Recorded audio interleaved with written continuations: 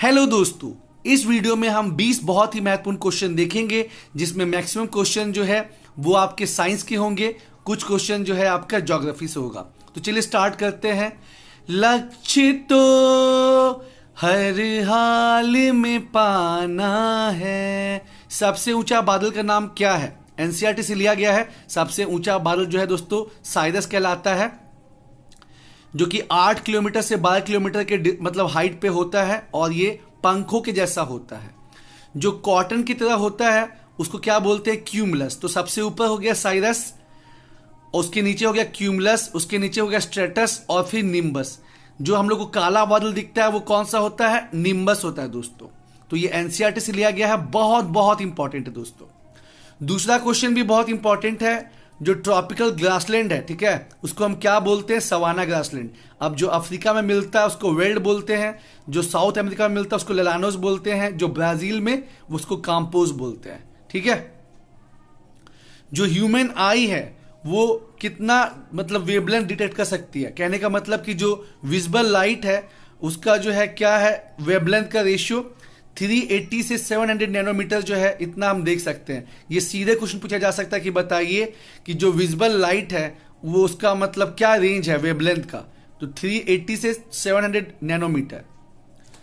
किस वर्ष को यूएन ने जो है अंतर्राष्ट्रीय वर्ष ऑफ पीरियोडिक टेबल घोषित किया था? तो 2019 को, क्योंकि वहां पे जो है मेंडलियू के जो टेबल है पीरियोडिक टेबल उसका 150 साल पूरा हो गया था। तो यहां से क्वेश्चन पूछा जा सकता है कि किस वर्ष को जो है international year of periodic table घोषित किया गया था? 2019 को। बहुत इंपॉर्टेंट है।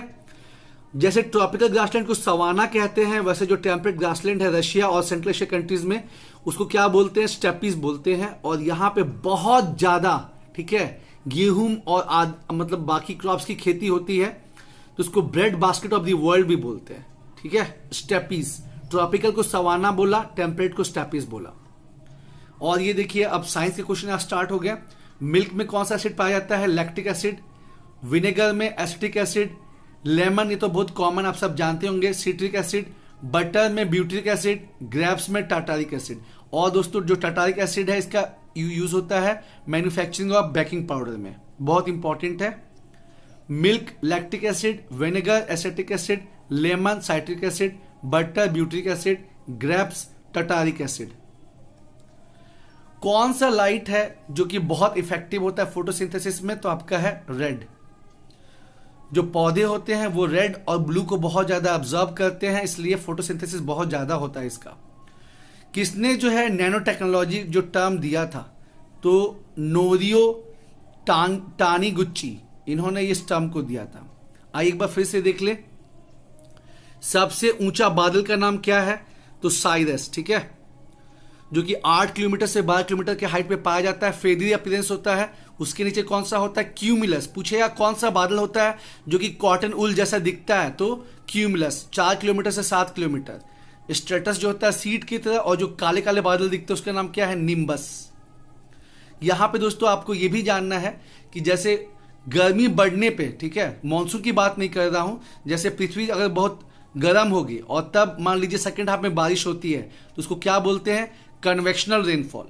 और जो वहां पे जो बारिश होती है जहां पे मान लीजिए पत्थर मतलब जो पहाड़ है उससे टकरा के जो है बादल बारिश कराते हैं उसको बोलते हैं ऑरोग्राफिक रेनफॉल। और जो साइक्लोन के डिस्टर्बेंस से होता है वो आपका साइक्लोनिक रेनफॉल हो गया। तो यहां पे हमने 3 टाइप का रेनफॉल देखा: कन्वेक्शनल रेनफॉल, ऑरोग्राफिक रेनफॉल और साइक्लोनिक रेनफॉल। आपको बताना दोस्तों कमेंट बॉक्स में कि 2020 में जो सबसे खतरनाक साइक्लोन, ट्रॉपिकल साइक्लोन जो हिट किया उसका क्या नाम है और कौन से देश में हिट किया। ट्रॉपिकल ग्रासलैंड को क्या बोलते हैं? सवाना। वेल्ड अफ्रीका में, साउथ अमेरिका कुछ एरिया में लेलानोस बोलते हैं, ब्राजील में काम्पोज बोलते हैं, ठीक है। और जो ह्यूमन आई है वो विजिबल लाइट को डिटेक्ट कर सकती है। रेंज क्या है विजिबल लाइट का? वेवलेंथ 380 से 700 नैनोमीटर। इंपॉर्टेंट है। किस वर्ष को यूएन ने अंतर्राष्ट्रीय ईयर ऑफ पीरियोडिक टेबल घोषित किया? 2019 को। टेम्परेट ग्रासलैंड को क्या बोलते हैं? स्टेपीज। स्टेपीज को bread basket of the world बोलते हैं। और यहां देखिए आपको दिया है एसिड। मिल्क में लैक्टिक एसिड, विनेगर में एसिटिक एसिड, लेमन में साइट्रिक एसिड, बटर में ब्यूट्रिक एसिड, ग्रेप्स में टाटारिक एसिड। और टाटारिक एसिड का यूज किस में होता है? Manufacturing of baking powder. Which light is most effective in photosynthesis? Red. Who gave the term nanotechnology? Norio टानीगुच्ची। Theory of mutation किसने दी थी? D Willis. बहुत इंपॉर्टेंट है दोस्तों। उसके बाद father of Indian space programme, यहां बहुत लोग समझ लेते हैं एपीजे अब्दुल कलाम, लेकिन एपीजे अब्दुल कलाम नहीं है, वो मिसाइल मैन ऑफ इंडिया है। जो father of Indian space programme है विक्रम साराभाई है। ठीक है, ध्यान रखने का दोस्तों, कंफ्यूज नहीं होने का है।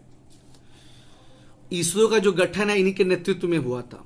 सेब क्यों लाल होता है? ठीक है, जैसे कि इस क्वेश्चन पूछा गया था 6 जेपीएससी में कि दूध क्यों सफेद होता है? कासाइन की वजह से।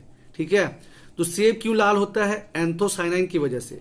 पपीता क्यों पीला होता है? कैरिकेक्सिन की वजह से। टमाटर का तो जानते ही हैं, लाइकोपिन। तो ये भी बहुत इंपॉर्टेंट है दोस्तों, आपको ध्यान में रखना है। सेब का लाल होना एंथोसाइनाइन की वजह से, पपीता का पीला होना कैरिकेक्सिन की वजह से, टोमेटो का लाल होना लाइकोपिन की वजह से। अब ये देखिए विटामिन से और कुछ से लिया गया है। विटामिन B12 में क्या मिलता है? कोबाल्ट। हेमोग्लोबिन में आयरन। ठीक है, मतलब हेमोग्लोबिन आयरन से एसोसिएटेड है। क्लोरोफिल जो है मैग्नीशियम, मैग्नीशियम मिलता है क्लोरोफिल में। और चाल्कोपाइलेट में कॉपर। इसमें बताना है कौन सा मतलब मेटल से किसका संबंध है। तो विटामिन B12 का है कोबाल्ट।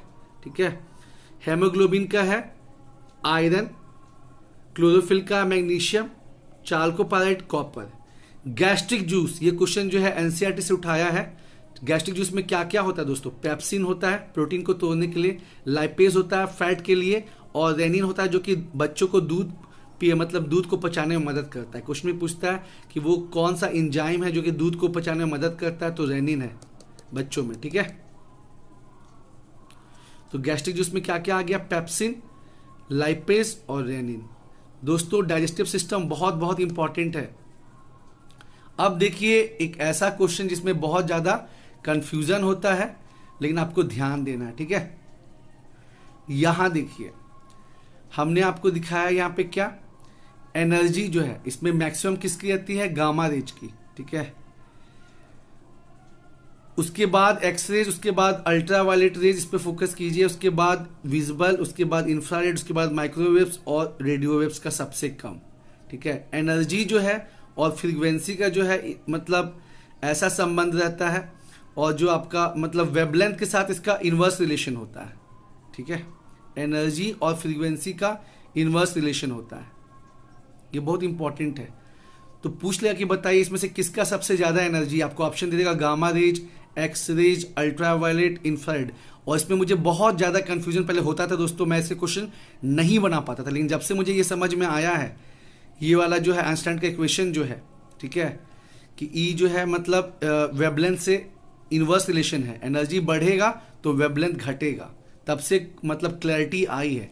जैसे गामा रेज का देखिए एनर्जी मैक्सिमम है, तो आप बता ही सकते हैं कि इसका जो मतलब वेवलेंथ होगा वो क्या होगा, मतलब सबसे कम होगा, और जो रेडियो वेव्स है उसका मैक्सिमम होगा। ठीक है, रेडियो वेव्स का देखिए यहाँ पे मतलब ये डिक्रीजिंग ऑर्डर है, सबसे ज्यादा वेवलेंथ किसका है? रेडियो वेव्स का, उसके बाद माइक्रोवेव्स का, उसके बाद इंफ्रारेड, विजिबल, और सबसे कम किसका? मिनिमम गामा रेज का।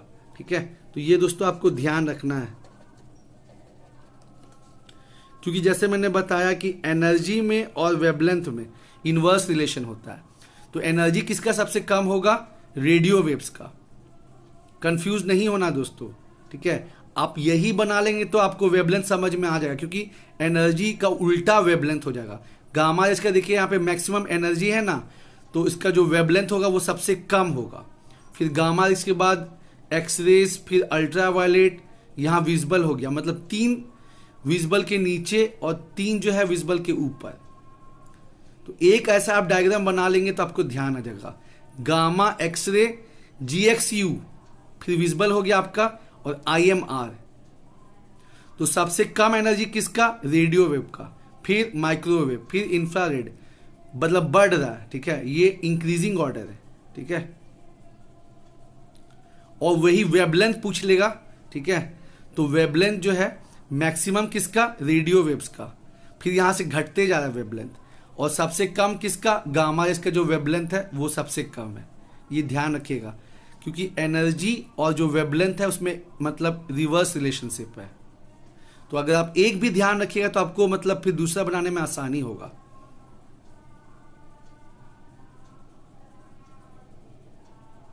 Gamma rays, X rays, ultraviolet rays, visible, infrared, microwaves, radio waves.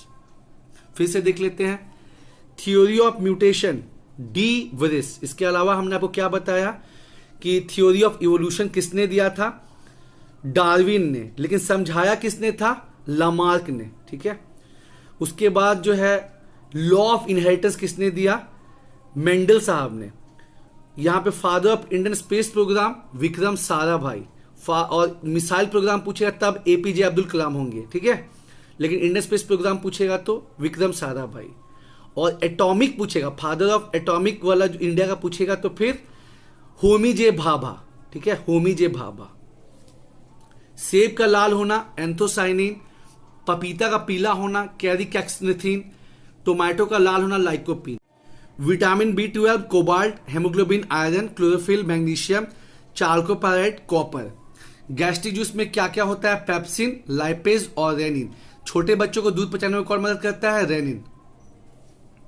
और ये देखिए हमने आपको बताया है कि जो डिफरेंट इलेक्ट्रोमैग्नेटिक वेव्स हैं, gamma rays, X rays, ultraviolet, visible, infrared, microwaves, radio waves.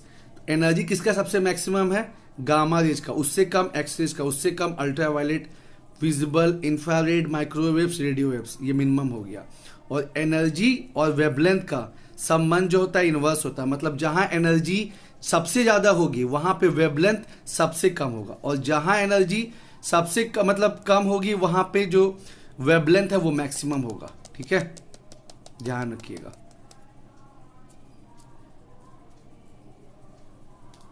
और ये दोस्तों वेवलेंथ का डिक्रीजिंग ऑर्डर है। ये देखिए डिक्रीजिंग ऑर्डर है, एरो पे ध्यान मत दीजिएगा। ठीक है ना, डिक्रीज कर रहा है। अगला देखते हैं। रीडिंग ग्लास में हम कौन सा लेंस का इस्तेमाल करते हैं? Convex lens. ठीक है। जब लाइट एक मीडियम से दूसरे मीडियम में जाता है तो क्या नहीं बदलता? ये क्वेश्चन जो है 66 बीपीएससी में पूछा गया दोस्तों। तो फ्रीक्वेंसी नहीं चेंज होता है। ठीक है। जब टोटल इंटरनल रिफ्लेक्शन जो है, ठीक है, अब जानते हैं कब होता है? जब मीडियम चेंज होता है। तो इसमें से किस में होगा? ऐसा भी क्वेश्चन आ सकता है। Diamond to glass, water to glass, air to water, air to glass. ठीक है। तो इसमें है दोस्तों हो जाएगा वाटर टू ग्लास। मतलब जब डेंसर से जब रेयर मीडियम में जाता है, ठीक है, तब मतलब टोटल इंटरनल रिफ्लेक्शन होता है, लाइट का जो स्पीड बढ़ता है और ये नॉर्मल से बेंड अवे हो जाता है। ध्यान रखना है, जरूरी नहीं कि मतलब सुना सुनाई क्वेश्चन है। कुछ कुछ जो है मतलब नया नया टाइप का क्वेश्चन भी आ सकता है कि पूछेगा कि जब light denser to rare medium जाएगा तो क्या होगा? तो लाइट का स्पीड बढ़ेगा और ये नॉर्मल से बेंड अवे करेगा। और किस केस में होता है टोटल इंटरनल रिफ्लेक्शन? जब लाइट जो है वो किस में से जाए? वो डेंसर से रेयर मीडियम में जाए, यानी कि वाटर टू ग्लास।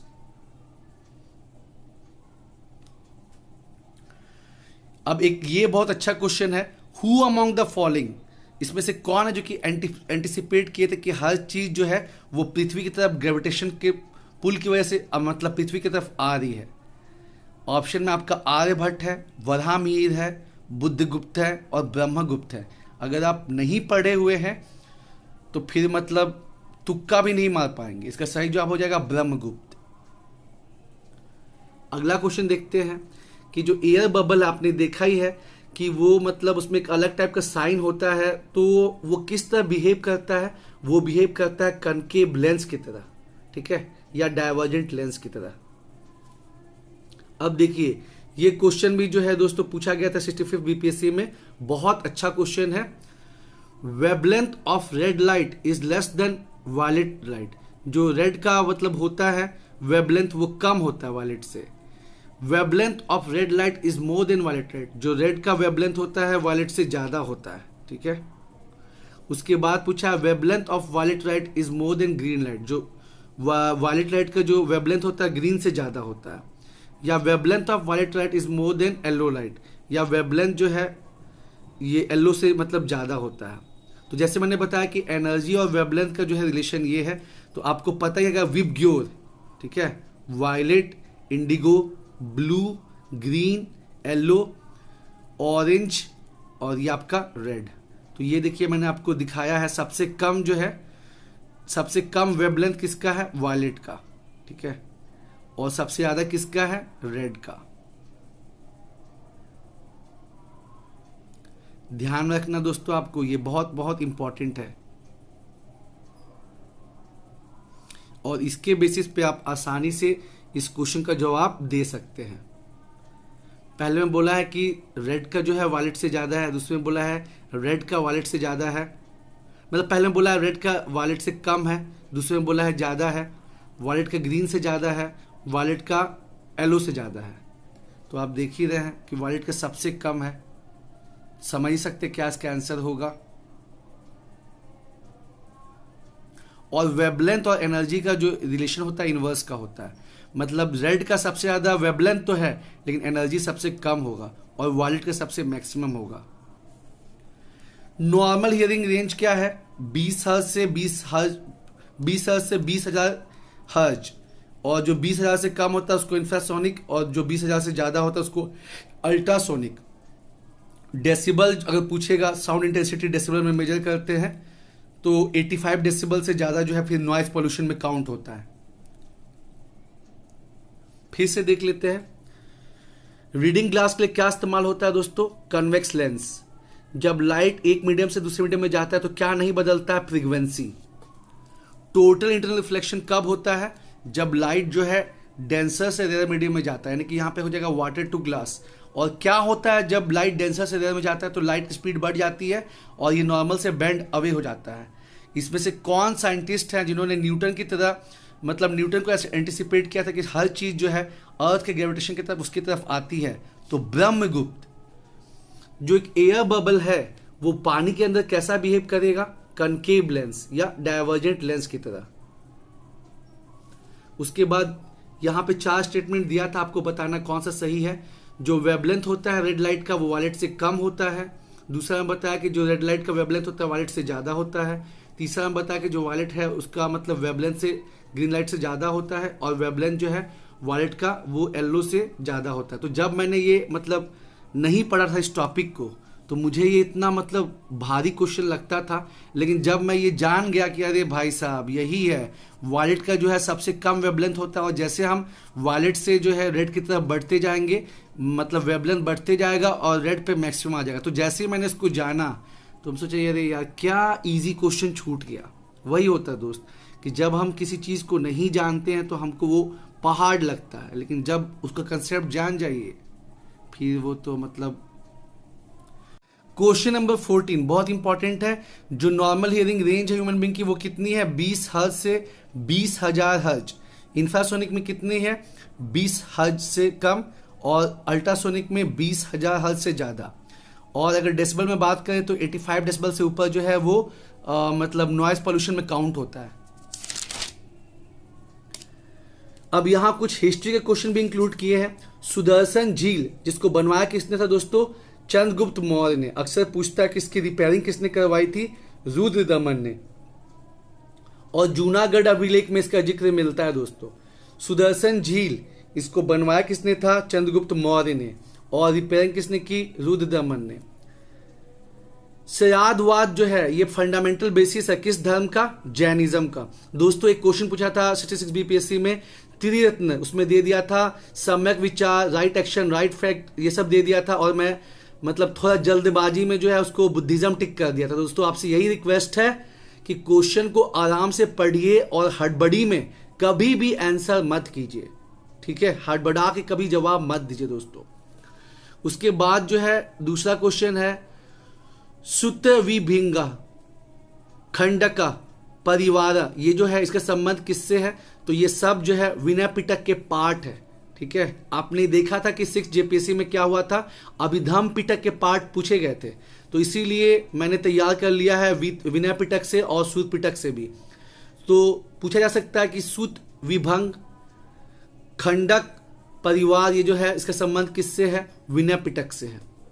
सूत पिटक में कितने निकाय हैं, 5, और सूत पिटक जो है तीनों पिटक में सबसे बड़ा पिटक कौन सा है, सूत पिटक है। इसको इंसाइक्लोपीडिया भी बोलते हैं दोस्तों। और इसमें जो मतलब जैसे विनय पिटक में क्या था, विनय पिटक में जिन्होंने बौद्ध धर्म को अपनाया उन भिक्षुकों को कैसे रहना चाहिए, कोड ऑफ कंडक्ट मेंशन है विनय पिटक में। लेकिन सूत पिटक में क्या है, सूत पिटक में जो है जो मतलब भगवान बुद्ध के जो उपदेश है वो सब दिए हैं और धार्मिक सिद्धांत दिया गया है। इसको इंसाइक्लोपीडिया ऑफ मतलब बुद्धिस्ट लिटरेचर भी कहते हैं। सूत पिटक के किस निकाय में महावीर स्वामी के मतलब पावा में मृत्यु की सूचना मिलती है, ऐसा क्वेश्चन भी आ सकता है। तो जैसे मैंने बताया कि सूत पिटक में 5 निकाय हैं, तो जो दिग् निकाय है उसमें जो है आपका ये आ जाएगा। सूत पिटक के किस निकाय में महावीर स्वामी के पावा में मृत्यु की सूचना मिलती है, दिग् निकाय। 16 महाजनपदों का जो जिक्र है वो कहाँ मिलता है, अंगुत्तर निकाय में। ठीक है, ये भी सूत पिटक का हिस्सा है दोस्तों। बुद्ध चरित ये किसके द्वारा लिखी गई है, अश्वघोष। उसके बाद बुद्ध भगवान का जो अष्टांगिक मार्ग है, 8 फोल्ड पाथ, इसका स्रोत क्या है, तैत्तिरीय उपनिषद। उसके बाद और एक इंपॉर्टेंट क्वेश्चन है कि जो बौद्ध धर्म है ये किस दर्शन से मिलता जुलता है, तो समख्य।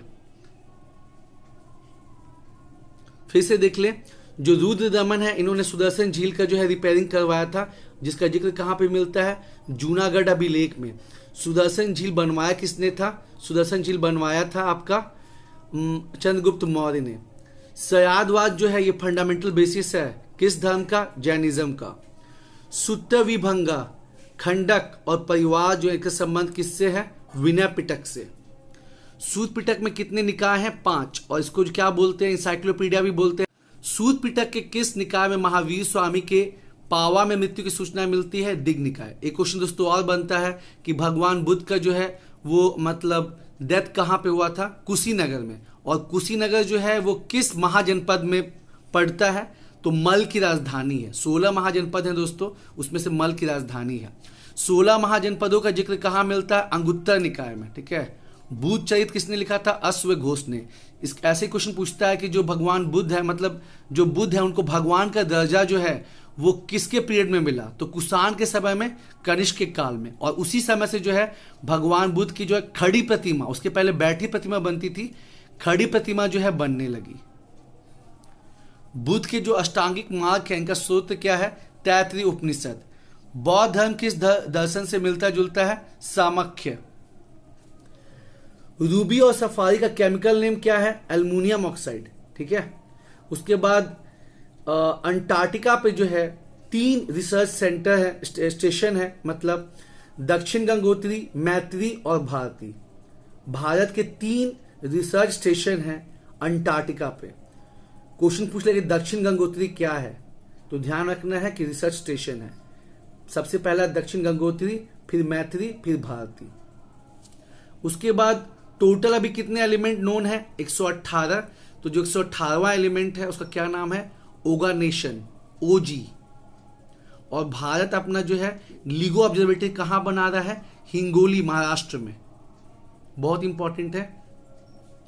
कुछ यहाँ पे इंपॉर्टेंट ऐसा यूनिट देख लीजिए, ऐसे तो ऐसा यूनिट बहुत है लेकिन यहाँ पे जो कुछ हमने लिया है। और दोस्तों आपको ये बताना चाहेंगे कि 7 बेसिक ऐसा यूनिट है, उसमें से 4 में जो है परिवर्तन किया गया था, 4 के डेफिनेशन में परिवर्तन किया गया था। तो आपको ये भी क्वेश्चन पूछा जा सकता है, बहुत इंपॉर्टेंट है कि जो ऐसा यूनिट है, 7 बेसिक जो ऐसा यूनिट है उसमें से कितने में बदलाव किया गया, तो 2019 में 4 में बदलाव किया गया, ध्यान रखिएगा।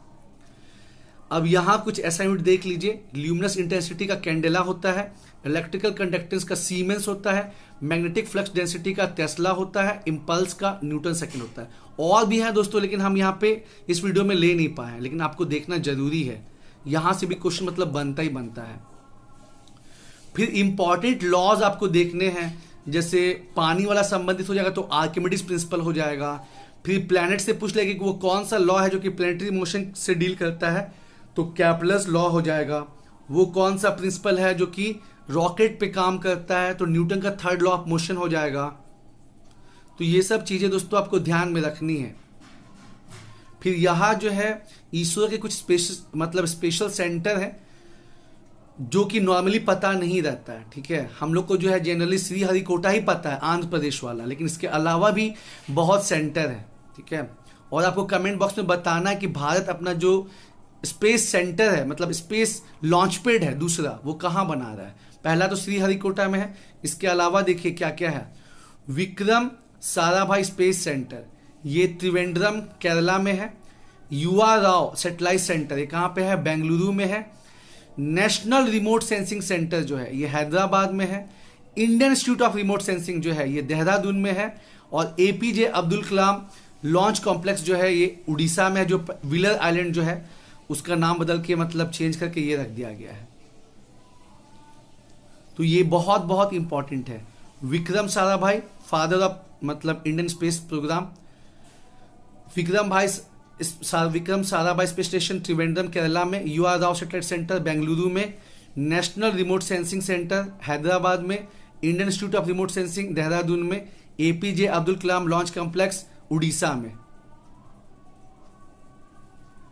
फिर से देख ले, रूबीज और सफायर जो है इसको केमिकली क्या बोलते हैं? Aluminium oxide. दक्षिण गंगोत्री जो है ये क्या है? तो ये रिसर्च स्टेशन है अंटार्कटिका पे। अंटार्कटिका पे दोस्तों भारत के 3 रिसर्च स्टेशन है। कौन कौन से? दक्षिण गंगोत्री, मैत्री और भारती।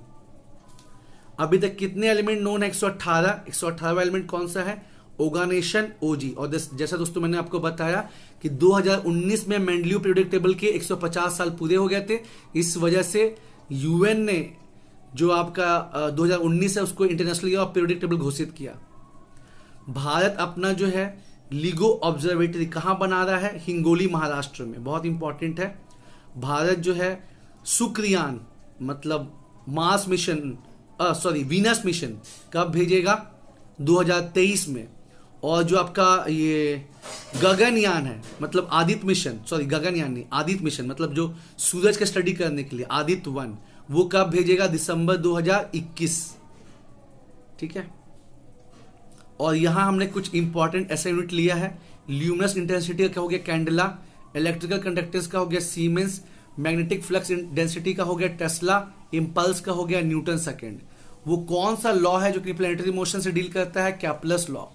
और यहां जो है कुछ मैच करना है आपको। विक्रम साराभाई स्पेस सेंटर त्रिवेंद्रम, युवा Rao satellite centre Bengaluru, national remote sensing centre Hyderabad, Indian institute of remote sensing Dehradun, APJ Abdul Kalam launch complex Orissa. तो दोस्तों उम्मीद है आपको ये क्वेश्चंस और डिस्कशन पसंद आए होंगे। हम आगे की वीडियोस में भी और इंपॉर्टेंट क्वेश्चन डिस्कस करेंगे। जम के मेहनत कीजिए, ठीक है। इरेस्पेक्टिव एग्जाम होगा नहीं होगा ये सब का बात दिमाग से निकाल के और जम के मेहनत कीजिए, क्योंकि आप जानते ही हैं कि कंपटीशन कितना ज्यादा है। कंपटीशन कितना ज्यादा है दोस्तों। और अगर आप सोचें कि हाँ 2 मई को एग्जाम नहीं होगा और पढ़ाई में ढिलाई कर देंगे तो फिर बहुत मुश्किल हो जाएगा एग्जाम को पास करना। इसीलिए बहुत मुश्किल से जो है पढ़ाई का रिदम बना है उसको जो है आप मेंटेन करके रखिए और जिस हिसाब से पढ़ाई कर रहे हैं उसको जारी रखिए दोस्तों। इस उधेड़ बुन में मत रहिए कि 2 मई को जब एग्जाम नहीं हुआ तो हम क्या पढ़ें, ठीक है, क्योंकि अभी कोई क्लैरिटी नहीं है। 20 तक क्लैरिटी आएगी, ठीक है। लेकिन फिर भी कंपटीशन बहुत ज्यादा है, सीट बहुत कम है और आप देख ही चुके हैं कि हर एग्जाम में अब कट ऑफ कितना जा रहा है। जहां 60% कट ऑफ बहुत हो जाता था, अब वहां 75% 70% ऐसा कट ऑफ जा रहा है। तो बिल्कुल भी ढिलाई नहीं करनी है दोस्तों, अगर एग्जाम को अच्छे से क्वालिफाई करना है तब। All the best.